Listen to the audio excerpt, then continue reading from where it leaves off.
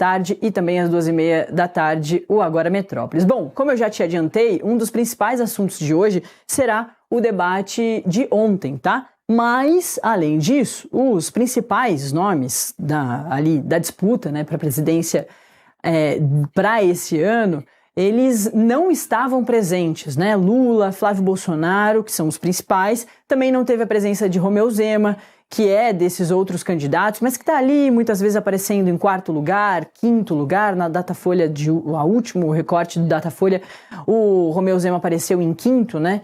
Perdendo para Renan Santos, apareceu ali em quarto, e também perdendo para Ronaldo Caiado, que apareceu em terceiro, além de Lula e Flávio Bolsonaro. Também vamos falar sobre a ausência de mulheres em toda essa conversa, né? A gente ontem pôde presenciar esse primeiro debate dos presidenciáveis lá na Band, como é tradição, né? A Band começar com toda essa programação de eleições com os debates. Não teve nenhuma presença feminina, né? A Samara Martins, que é uma das presidenciáveis, não pôde participar justamente porque ela não vem pontuando nas pesquisas para chegar ali no corte dos 6 principais candidatos, ou 6 candidatos que vêm apresentando um resultado um pouco melhor, uma performance um pouco melhor nos debates. A gente vai falar muito sobre isso, sobre a falta dessas candidatas femininas, mulheres. Nós vamos também falar sobre o caso horrível da mulher que foi sequestrada e mantida em cativeiro pelo ex, tá? Você já viu essa história? Eu vou te contar todos os detalhes dela daqui a pouquinho. E tem ainda atualização sobre o caso Master, porque acionistas do BRB aprovaram nesta segunda-feira medidas de responsabilização civil contra ex-gestores apontados como responsáveis por prejuízos à instituição financeira pelos negócios envolvendo o Master e a Reag. Nós vamos falar ainda sobre o pedido de recuperação judicial da Braskem. Você deve ter visto essa história toda também repercutindo aí pelas redes sociais e, claro, também na nossa programação. A gente vai falar também de esporte. No final de semana, teve rodada do Brasileirão com um clássico, Bahia e Vitória, mas infelizmente teve briga entre as torcidas que resultou na morte de um torcedor. Então é isso, tá certo? Esse é o Agora Metrópolis, hoje comigo, Nathalie André, e a gente vai ao longo dessa 1h30 falando de todos esses assuntos e muito mais.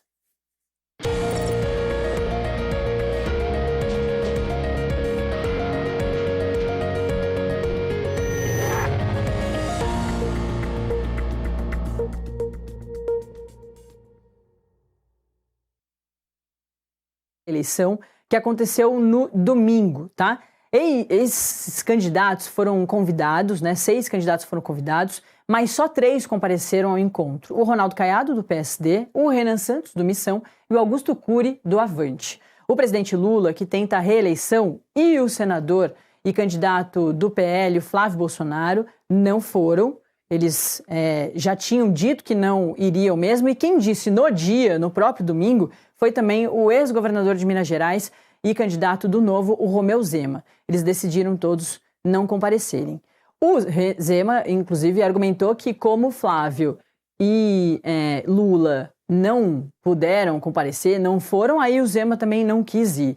E teve também ainda ali, assim que chegou a emissora, assim que chegou a Band, o candidato do Avante, o Augusto Cury, anunciou que não ia participar do confronto. Mas aí ele mudou de ideia. A gente estava aqui ao vivo, se você acompanhou, comigo, com o Vinícius Passarelli, Ramiro Brits e o Samuel Pancher, o Sank, inclusive, saiu correndo lá fora, na porta da Band, para ir atrás do Augusto Cury. O diretor de jornalismo da Band teve que sair lá de dentro da Band para ir até a calçada do Grupo Bandeirantes de Comunicação aqui em São Paulo, no Morumbi, na Zona Oeste, para conseguir negociar a entrada do Augusto Cury. Foi literalmente isso, ele ficou do lado de fora por muito tempo ali, conversando com os assessores, com a imprensa, dizendo que era um absurdo o presidente Lula não participar, também Flávio Bolsonaro não participar e o Romeu Zema, que acabou também não indo, e que ele não iria participar de jeito algum, porque aquilo ali era um protesto dele. Depois de muitas negociações, o Augusto Cury aceitou participar. Aí ele foi, entrou lá, conversou muito rapidinho com a imprensa e aí realmente participou. Os 3 púlpitos de Lula, Flávio Bolsonaro e Romeu Zema ficaram vazios. Isso é de praxe mesmo, dentro das regras do Grupo Bandeirantes de Comunicação. E vale lembrar também que não era só a Band, né? Era um pool de imprensa com Cultura, Jovem Pan, também o Estadão. E aí esses púlpitos ficaram vazios quando o debate começou, aí toda aquela rodada de conversa, algumas propostas, faltaram muitos assuntos importantes e é sobre isso que a gente vai agora entrar em detalhes. Logo no início do debate, os candidatos usaram o tempo deles para criticar as ausências. Por exemplo, o Renan Santos chamou Lula e o Flávio de criminosos. Já Augusto Cury dirigiu a crítica dele ao Lula, quando respondia sobre educação. Educação foi muito falado, principalmente por causa ali da figura do Augusto Cury. E aí ele disse, criticou o Lula em relação à educação, ao dizer ali que a situação educacional do Brasil não é boa. O Romeu Zema, que não participa do confronto, não participou, ele foi poupado pelos presidenciáveis. Ninguém se recordou do Romeu Zema. A gente vai chamar o cientista político Magno Cal, que já está aqui na ponta da linha, para conversar com a gente sobre o resumão do que aconteceu nesse domingo. Oi, Magno, muito boa tarde. É um prazer te ter aqui no Agora Metrópolis. Boa tarde, Natália. É um prazer falar com você agora num horário um pouco mais tarde, mas nesse friozinho de São Paulo por aqui. Obrigado pelo convite. Pois é. Eu que agradeço a sua presença virtual. Eu tô adorando, confesso que está sendo ótimo. Estou uns 2 diazinhos aqui na minha cidade. Eu nasci na Avenida Paulista, viu, ô Magno? Eu que vivo em Brasília há quase 7 anos. Estou adorando esse friozinho e é um final de semana típico de inverno em São Paulo, que tá aquele inverno seco, que é melhor, né? Então o frio é um pouco mais aturável, porque quando tá chovendo, fica bem mais complicada a situação do frio por aqui. Para mim, que ando de bicicleta, o inverno seco é o que eu prefiro também. A Paulista é aqui do lado, eu também aprecio esse friozinho seco, a exemplo de você, Natália. É, bem melhor. Bom, Magno, então vamos, hein? Vamos falar do que aconteceu nesse primeiro debate, um debate esvaziado, isso já era, parte da expectativa. Então, as apostas eram por algumas polêmicas que poderiam surgir do Renan Santos, que já é esse candidato que já se coloca, contra o sistema, dá declarações mais efusivas, e aí ele realmente chegou causando, levou 2 fraldas ali com os nomes do Lula e do Flávio, mas a gente não imaginava que Augusto Cury mudaria tudo. E aí, no pré e no pós, foi o que a gente mais falou, mas durante o debate, os 3 candidatos ali não chamaram muito atenção, não trouxeram grandes polêmicas ali durante o debate. A coisa do debate ficou mais no pré e no pós. E um dos meus destaques também, Magno, durante o debate foi o Gilberto Kassab dormindo profundamente enquanto o Ronaldo Caiado, o candidato dele, o cabeça de chapa, da chapa dele, falava ali das suas propostas. Esses são os meus destaques, pelo menos nesse comecinho da nossa conversa, Magno. Natália, a gente começa a analisar esse debate, em primeiro lugar, falando de quem não esteve por lá, A gente teve, dos 5 principais candidatos à presidência da República, segundo as pesquisas, 3 optaram por não aparecer, e com justificativas variadas, O Lula diz que temia ser alvo, o Flávio diz que temia virar alvo também e quer debater com seu principal adversário, que é o Lula. O Zema não compareceu porque quer se preparar melhor para as entrevistas do Jornal Nacional. No final das contas, diminuíram um pouco a qualidade e mesmo a atratividade do debate. Então, por mais que a gente vá analisar, ter críticas a respeito da performance de Renan Santos, Ronaldo Caiado e Augusto Cury, eles já começam essa conversa sobre o debate em vantagem em relação aos outros que simplesmente optaram por não aparecer, que optaram por não se portar de forma vulnerável diante do eleitor, pensaram ser melhor se proteger desse escrutínio. E, de fato, foi um debate que chamou atenção, talvez não pelas coisas que os debates em geral acabam chamando a atenção, pela troca de ideias, mas por questões um tanto alternativas. Primeiro, a gente teve a surpresa da desistência de Romeu Zema. Depois, nos minutos que antecederam o debate, Augusto Cury chegou ali e disse que não participaria, que faria um protesto, e mudou de ideia em seguida. E mesmo a dinâmica do debate nos trouxe um pouco uma diferença de perfil de cada um dos presentes. Renan Santos mais performático, andando bastante pelo palco, utilizando muito os púlpitos de Lula e de Flávio Bolsonaro como instrumentos para avançar o seu argumento de que os dois são fujões, de que os dois não merecem o seu voto. Ronaldo Caiado com um estilo mais político tradicional, falando com o eleitor, recordando bastante as suas ações como governador de Goiás, e não poderia ser diferente, essa é a sua principal entrega na política, e Augusto Cury como um novato ali, com um tom quase professoral, admoestando o Renan Santos por ser muito agressivo, falando da educação, que é uma área mais próxima do seu repertório, mas sem aquele traquejo de político nos debates. É claro que aquilo é uma tarefa muito difícil. Ninguém acredita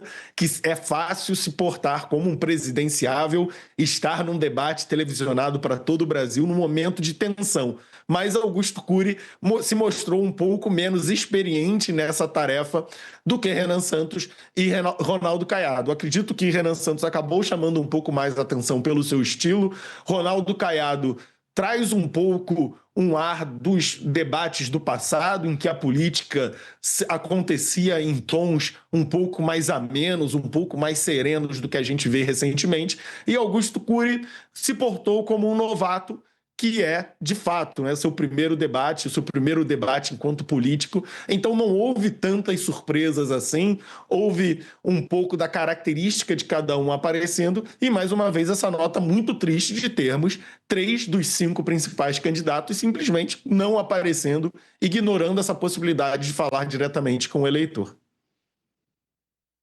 Outro ponto polêmico, que não foi exatamente que aconteceu dentro do debate, ô Magno, foi que no mesmo momento em que acontecia o debate, o presidente Lula, que não quis ir ao debate, deu uma entrevista para um outro veículo muito importante aqui da imprensa brasileira. Isso foi bem ruim ali, causou bastante polêmica entre os próprios candidatos. Augusto Cury ficou extremamente incomodado, justificou depois que o debate acabou que quando ele estava chegando à Band, ele não quis participar justamente por causa disso. Não só porque Lula não ia ao debate, mas porque, ao invés de ir ao debate, ficou participando ali de uma entrevista com a Record. Isso também causou bastante estranheza. Para além disso, Magno, o Flávio Bolsonaro soltou um vídeo, o debate foi até das 8 às 9h30 da noite, e o Flávio Bolsonaro soltou um vídeo às 9h19 da noite, falando sobre isso, justificando ali, e querendo dizer que pouco importa as outras pessoas. Se o Lula não for, que é o meu principal adversário, eu realmente não vou a nenhum debate. É uma distorção um tanto absurda do que deveria ser uma campanha eleitoral, do que deveria ser esse contato entre os eleitores e o candidato, e mesmo do que deveria ser o processo de conversa na sociedade numa eleição presidencial.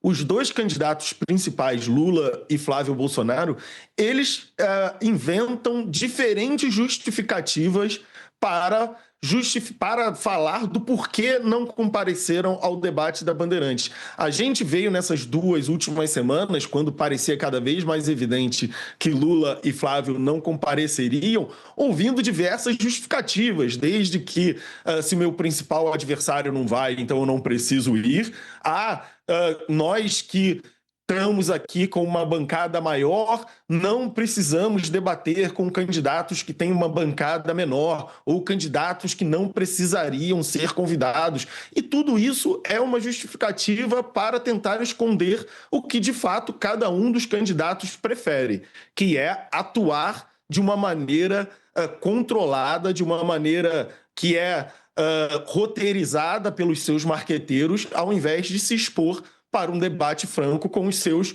concorrentes. Não se trata de evitar aparecer, não se trata de apenas evitar o confronto com outros candidatos. Se trata de se apresentar ao eleitor apenas sob uma ótica controlada, apenas em ambientes nos quais o marqueteiro, a equipe de campanha e o candidato estão sob controle a partir da forma que eles se comunicarão. Lula optou por dar uma entrevista à TV Record. Flávio Bolsonaro optou por gravar um vídeo para as redes sociais. 2 momentos em que eles estão no controle, que eles não são confrontados por nenhum adversário, não são confrontados por jornalistas que desejam retirar deles respostas um pouco mais complicadas. Então, mostra o que esses 2 candidatos de fato pensam. Não se trata dos concorrentes, não se trata de uma condição ou outra que o debate da Band os ofereceria, se trata apenas de uma preferência por um ambiente controlado, por um ambiente em que eles estão dizendo apenas aquilo que devem dizer, num ambiente que não são incomodados e que podem passar a imagem que desejam, com as palavras que desejam e apresentar as suas propostas de uma forma que querem que essas propostas serem apresentadas. Eu penso ser um total desperdício de tempo, um total desperdício dessa possibilidade de ter um contato mais direto com o eleitor e um desrespeito a tudo que se foi construindo ao longo dessa nova República Brasileira, que é uma oportunidade de termos eleitores e eleitos mais próximos na conversa. Para a campanha é muito ruim, a gente gostaria de estar aqui discutindo as diferentes visões de mundo que cada candidato apresenta nos debates, e nós estamos aqui debatendo as diferentes desculpas que os 2 principais candidatos apresentaram para não comparecer ao debate de ontem. Acho muito ruim. Tomara que esses candidatos, Renan e Flávio, além de Romeu Zema, reconsiderem esse tipo de atitude. A gente já tem uma campanha um tanto mais fria do que as campanhas anteriores, e a não presença desses candidatos nos debates posteriores aumentará apenas essa sensação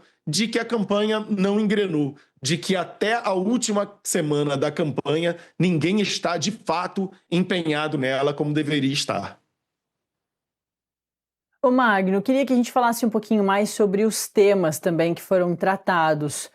Muita coisa faltou no debate ali entre os 3 candidatos que foram.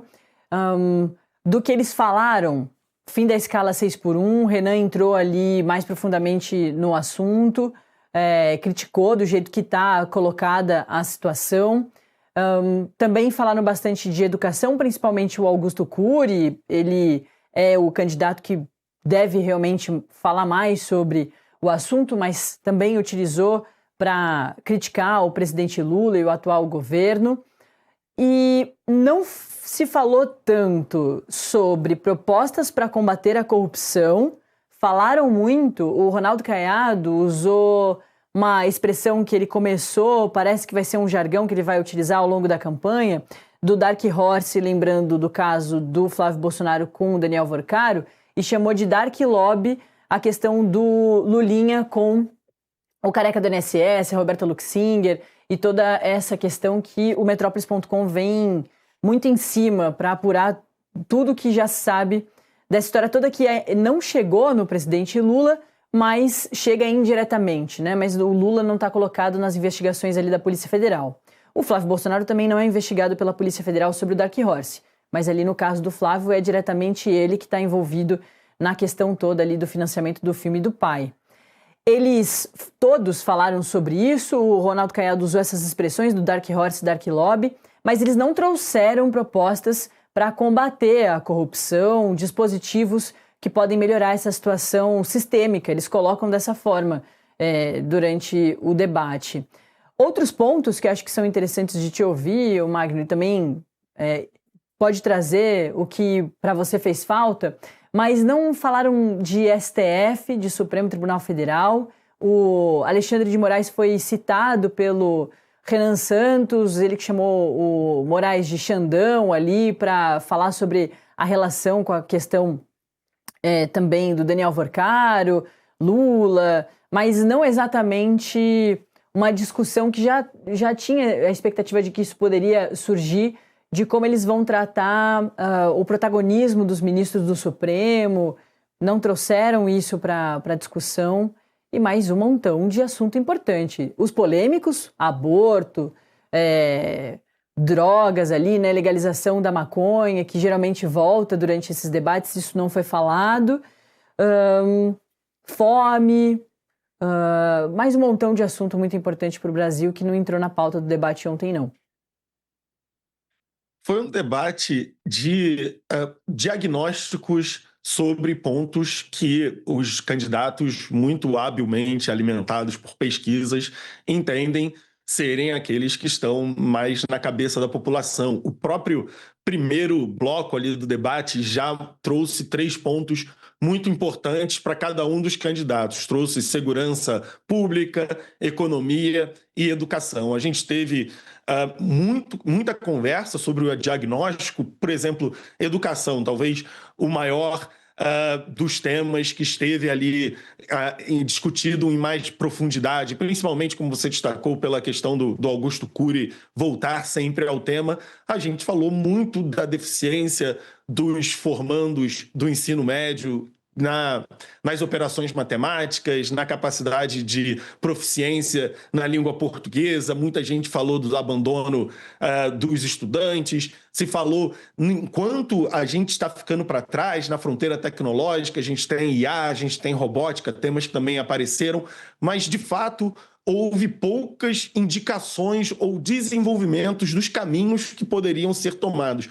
Eram diagnósticos muito mais na tentativa de criar uma empatia com o eleitor, no sentido de que eu estou vendo os problemas que você vê, eu sinto a sua dor, do que de fato de mostrar caminhos. E mesmo quando se apontava caminhos, essa sugestão de alternativas me parecia um pouco rasa, me parecia um tanto sem pensamento ali, sem carne. Quando a gente pensa, por exemplo, o Ronaldo Caiado foi falar de corrupção, foi falar de economia, ele sempre utilizava a linguagem da força moral, da autoridade moral, como se simplesmente mudar o presidente e tivermos um presidente mais altivo, mais capaz de encarar a corrupção, de encarar esses problemas, as situações já começariam a mudar. O que é um pouco de pensamento mágico. Tudo bem, a gente pode mudar o presidente pode ter atitudes que possam levar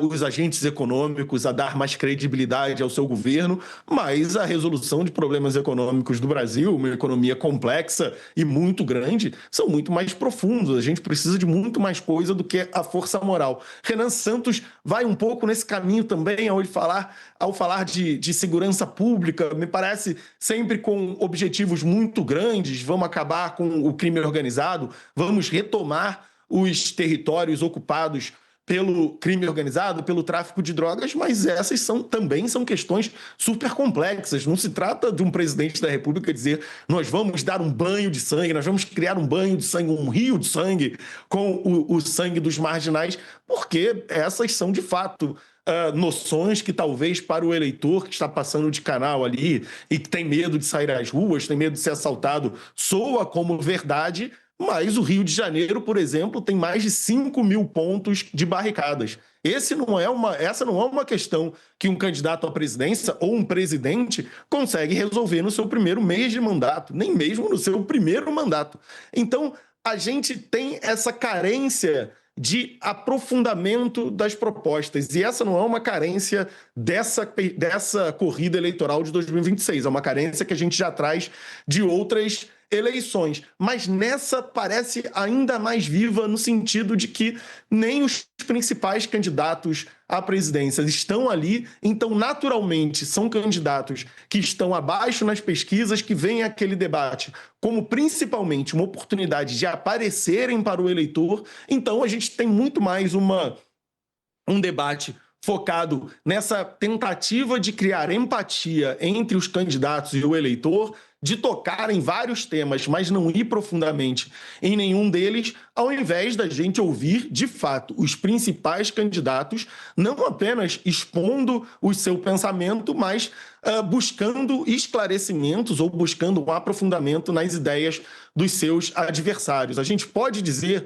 que esse foi um debate um pouco esvaziado e ainda o primeiro passo nessa campanha, mas, de fato, ficou muito a desejar em termos não apenas de esclarecimentos das prioridades de cada um dos candidatos, mas também de aprofundamento nessas propostas. Resolver o crime organizado, o problema do crime organizado no Brasil é muito complexo, resolver os problemas da educação no Brasil é um tema muito complexo e resolver a questão da corrupção no Brasil também é muito complexo. Então a gente precisa que o eleitor demande mais aprofundamento nas propostas, mas também a gente precisa debates mais qualificados, com mais participantes, para que ele sirva essa função de trazer para a gente, que está do lado de cada tela, um pouco mais de informação sobre o programa de cada candidato.